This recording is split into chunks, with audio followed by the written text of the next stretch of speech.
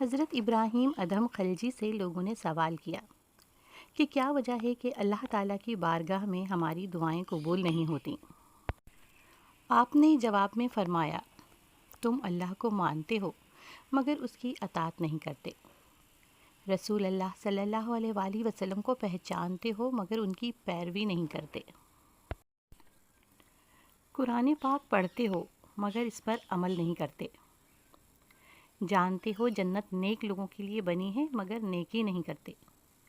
جانتے ہو دوزخ گناہ گاروں کے لیے بنی ہے لیکن گناہ کرتے وقت دوزخ سے نہیں ڈرتے، اللہ تعالیٰ کی نعمتیں کھاتے ہو مگر اس کا شکر ادا نہیں کرتے، دوسروں کے عیبوں پر تو نظر رکھتے ہو لیکن اپنی بری عادتیں نہیں چھوڑتے،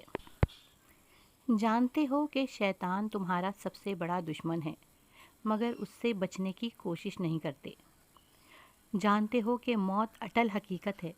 لیکن آخرت کے لیے سامان نہیں کرتے، اپنے عزیزوں کو اپنے ہاتھوں سے قبر میں اتارتے ہو پھر بھی عبرت حاصل نہیں کرتے، تو پھر بتاؤ تمہاری دعائیں کیسے قبول ہوں۔ دوستوں، نیکیاں کرنے اور نیکی کی باتوں کو زیادہ سے زیادہ پھیلانے کی کوشش کیجیے، ویڈیو کو ثواب کی نیت سے زیادہ شیئر کیجیے اور میرے چینل کو سبسکرائب کیجیے۔